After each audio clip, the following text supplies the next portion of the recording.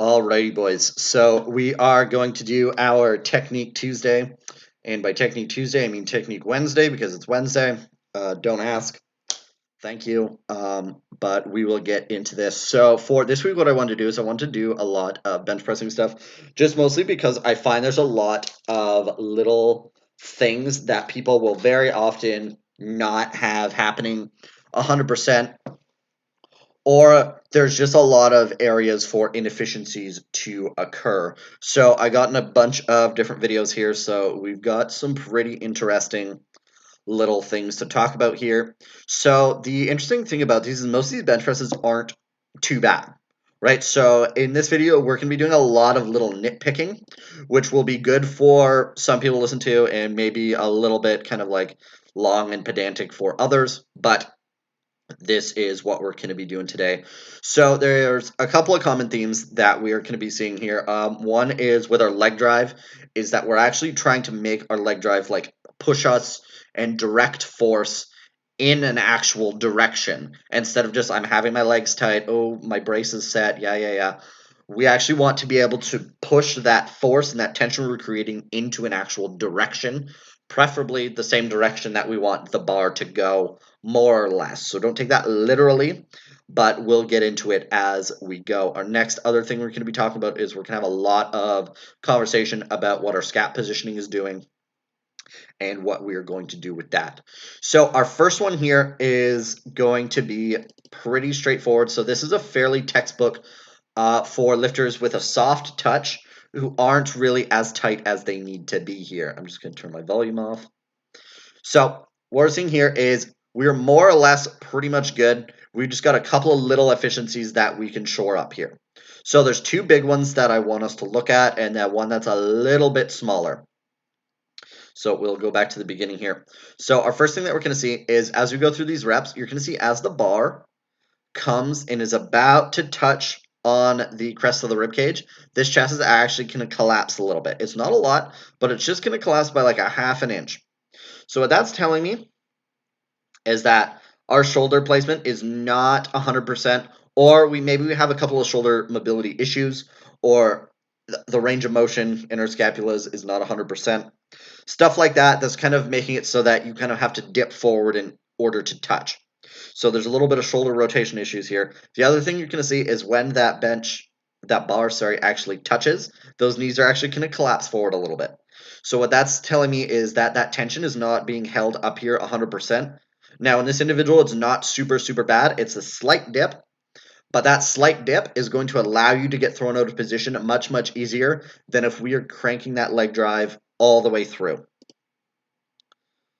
So we're touching, and we can see that little bit of chest collapse.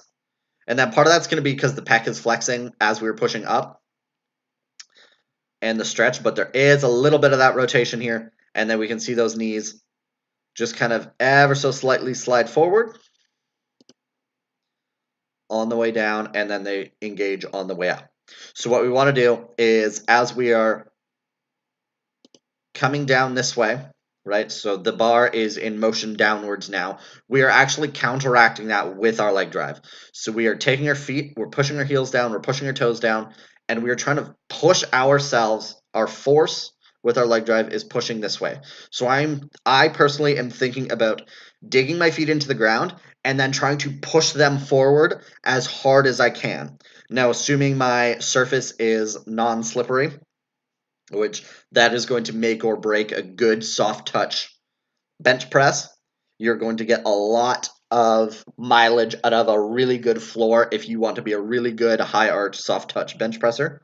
So as long as those feet can't sleep and you can kick them forward and you can get all that force directed this way. So if you're kicking your feet forward, right, but your feet aren't moving, all your force is going to be directed this way. So we want all that force moving this way because when we touch, right, that bar is going up and back. So we want that force going up and back.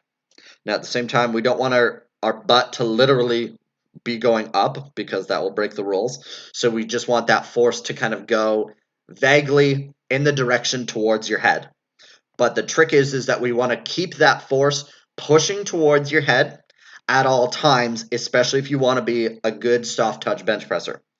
So we don't want to be, we're kind of tight on the way down, and then we're using that touch, and we're waiting for the touch to start kicking off, right? Now you can do that, but have to realize that if you start from a position of tension, it's a lot easier to keep that position of tension from the top than going all the way down, losing some tension, and then trying to regain that tension as you push that bar back up. So that's why I really want a lot of these soft touch bench pressers to really make sure that that little movement in those knees is alleviated often. So we're just gonna push our leg drive on that way down quite a bit more. And then that's also going to help keep our chest high, right? Because if we're pushing force this way, right, and we're pushing force towards our head, but our feet aren't moving and our shoulders also aren't sliding off the bench, then something has to move. And what's going to move is our chest and our rib cage are actually going to move upwards as we push that force towards our head. So you're actually going to be able to get your rib cage and your pecs higher, and you're going to be able to touch a lot tighter if you maintain that leg drive on that way down. So we're kicking forward, we're trying to slide ourselves off of the bench. One of the other ways I explain it is if you're in like a desk chair with wheels, right, and you're kind of scoot yourself around backwards, like a little shrimp or a crayfish, how they pop around backwards.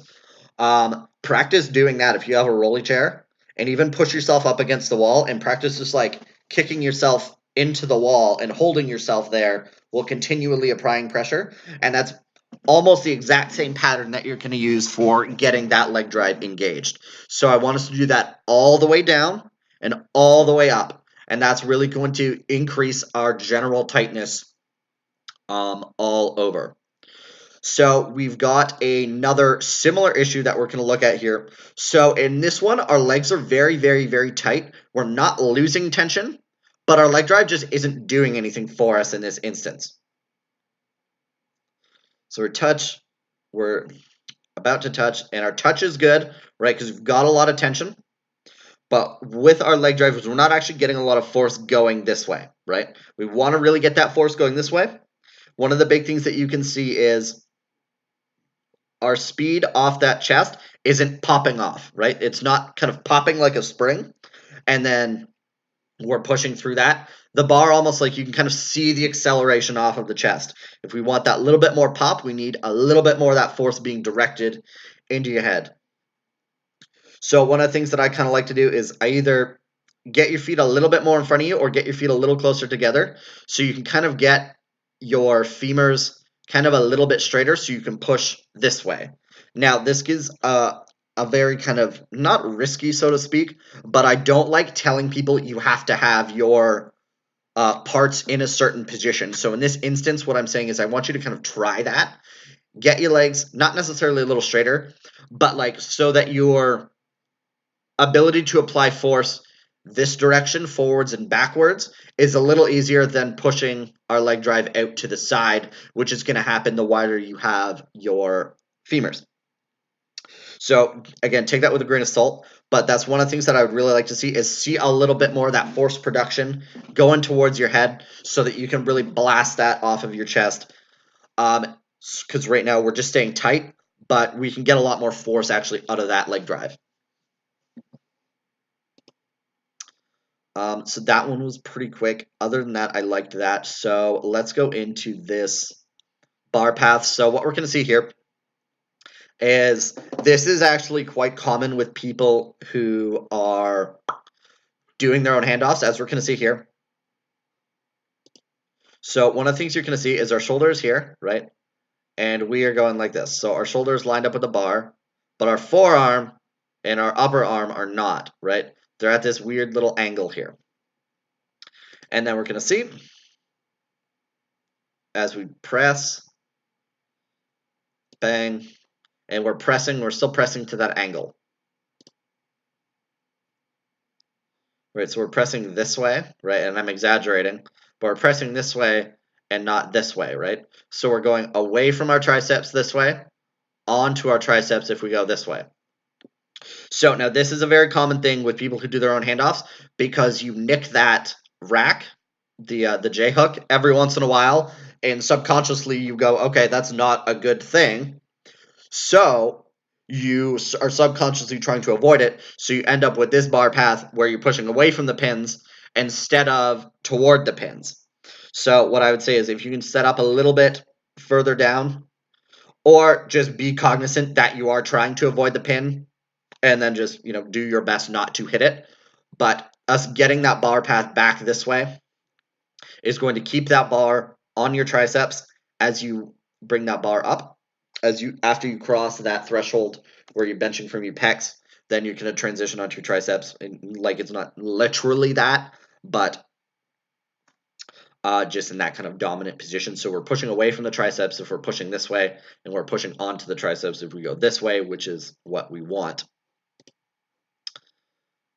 Where is my other one here? So then our other one that we're looking at here from the same individual, what we're going to see, and this is going to be fairly subtle, but what is happening here is we're actually losing our scap position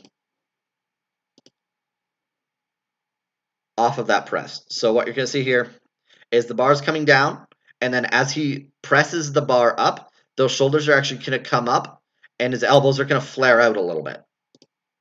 Touch, shrug, and you see those elbows come out just that little bit. Let's bring this back here. That little bit of shrug, and that elbow's going to flare out. Watch that right elbow. That tiny bit of flare right off the chest. And I have no problem with the elbows flaring, but when we're literally an inch off the chest and your elbow's already tracking out, and then you're trying to push straight up, you can probably clean that up a little bit to really make sure that you're staying kind of in line, because the quicker your elbows are going to flare out, the quicker that you're going to be forced to really jam that bar back instead of keeping it in that nice kind of smooth groove. So one of the things that we're going to look here is we really want to make sure that we're getting that scapular depression, right? So our shoulders are being pulled down. They're also being pulled in towards each other. So shoulder blades are squeezing together. They're also pulling down really hard. And we have to make sure that we're not losing that, and we're not trying to shrug around it. Because if you shrug, you've lost that scapular depression. You've kind of lost the ability to get shoulder external rotation. And then your upper back is kind of just shutting off, and you're benching with your delts and your triceps, basically. So we need to keep that in. We can look at some other things, like your scapular depressors, low trap, serratus, things like that. See how they test, to see if they are not failing any strength tests, and then actually just see how much kind of work you can do to them, right? Like if you do like a low trap raise on a bench, and you can literally low trap raise like 3 pounds, which I've seen several people do, especially a lot of people that have desk jobs. They game a lot. Their students are studying. Your low traps are not going to be super cooperative quite often. So that's one thing that we'll always kind of try and tackle, is really put a lot of that work on and really strengthen that low trap. That's also going to help you stay upright in your deadlift as well, which is nice. It's just a really good kind of muscle group to kind of like baseline always make sure you're hitting, because you're always going to want to be in some degree of scap depression and in some degree of, I shouldn't say always, you're more than likely often going to be in a position of scapular depression and retraction while you're squatting, right? For most individuals, while you are deadlifting, you're going to be in scap depression at least. I'm not super concerned with your scap retraction while you're pulling. For most people, for some people, we can kind of talk about it, but for the most people, I'm not super worried about the actual level of scap retraction, but getting scap depression is going to be really nice. You can get your chest up nice and high, right? You're pulling yourself away from that bar. You're generating a lot of upper back tension. So low traps, definitely put a lot of volume into your low trap work, and you don't even need to go super heavy. But it's going to be a thing that, like, if you're training your low traps, you're probably not going to get a negative from it. And we'll look at this one. So these next couple are a little bit easier to kind of see our scap movement, and hopefully we'll be able to visually explain this a little bit better. So this can be our 1 rep max, or 1-ish. So we're touching, bringing the bar, and then so we've got that same deal, right? This is a really good example of that leg drive collapse, and you see kind of how tough we were right off the chest. So watch how this leg the leg drive flattens out on that touch. Bang, knees drive forward, and then he throws his leg drive back in to try and catch it. So let's watch that again. It's going to flatten, and then when he starts pressing, then he's going to jam those legs through. And then that leg drive goes. But it probably could have been a little bit more efficient if we didn't let that leg drive drop and we kept pushing all the way down and all the way up, so you can springboard off instead of having to try and build momentum and throw yourself through. So the other thing we're going to watch is right off of that touch, those elbows are going to flare out right up out of the bottom. And then our scap position is compromised, and then we're benching on our delts here and just trying to lock out through the triceps. So our big things that we want to make sure that's happening here, we're getting that scap depression, so we're pulling those shoulder blades straight out this way, straight out in front of you, and then we're also pulling that scap down, right? So we're retracting the scaps and we're pulling them down to the floor. At that same time, we're getting that leg drive, pushing those feet forward. I would actually probably be fine if you pulled your feet out in front of you, maybe like 6 inches, maybe like the back of your foot would be like right where the front of your foot is. And that way you can push off your quads that little bit more. It'll be easier for you to keep that tension there. So we're really going to retract and depress that scapula. And then that way, if you can keep your leg drive going, you're not going to have that collapse. You're not going to need to take your head off to keep your shoulder position. You can keep your head on the bench. You can keep pushing into that bench to raise your chest up. And you're just not going to be collapsing here. And that's going to allow you to line those shoulders up as well. The other thing you're going to see here is while that head comes up, watch how much of this shoulder actually comes off the bench. So as the head comes up, our scaps are actually coming off the bench too. Not our scaps, but our shoulder position, right? So we've now rotated that shoulder out. Look how much of that shoulder is like off of the bench compared to where it was, right? So here, and it's rotated out here. Now it's kind of hard to see, but there is, if you took a video from here, like head on, and you actually watched it, you would actually see that shoulder rotate out. And then once you've lost that external rotation, right, we're benching interiorly rotated, we're benching right on the front of that delt.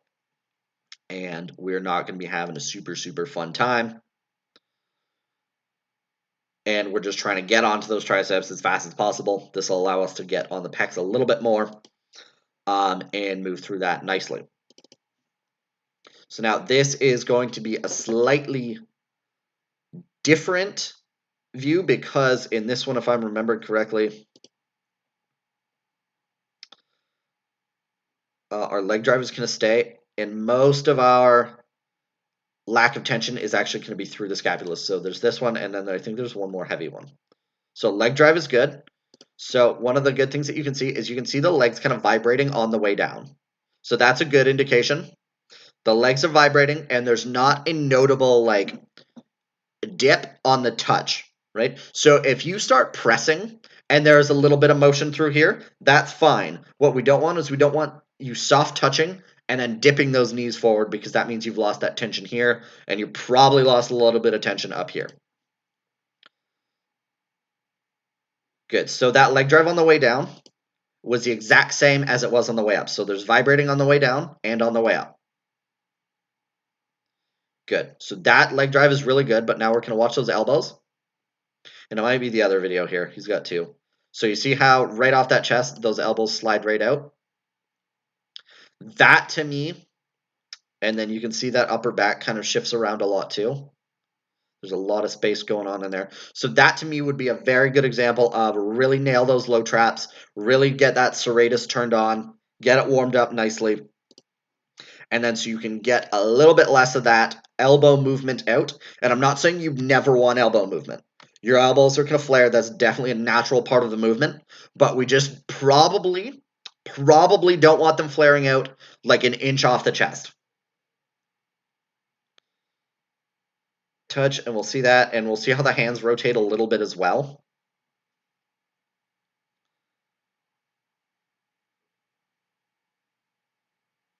Touch, and then that elbow flares out. So the nice thing you can see is you can see a good scap position, right? He's pulling those scaps in, but then off that press, right off the chest, those elbows are flaring out. So that's telling me there's something in those scapular depressors that are not being super strong. Our body's trying to get tension somewhere else because that tension on those scapular depressors is not enough to kind of hold them in place. So our body's flaring those elbows so we can get onto our delts and stay in a position of tension. So that's another thing a lot of people need to understand is when you have like a compensation movement like that, like your elbows flaring out, your knees caving in on squats and deads. It's not. It is a matter of like you not doing it correctly, but it is also a matter of there's probably something that's going on that your body cannot maintain an appropriate amount of tension to complete the lift. So it is finding tension somewhere else. So when you're seeing these forearm breakdowns, it is your body trying to figure out, like, okay, how am I going to keep this weight moving? What needs to be tight? And if you can't keep the areas you want to be tight, your body is going to find those areas to keep tight. And it's probably not going to be the ones you want. And more or less, that is pretty much it here. I know we threw a lot of stuff at you real quick, but that is pretty much it here for this week's video. Forward bench press. Hopefully this wasn't like too pedantic. Hopefully there were some good things that we can see. If not, feel free to, roast me in the comments. That's fine.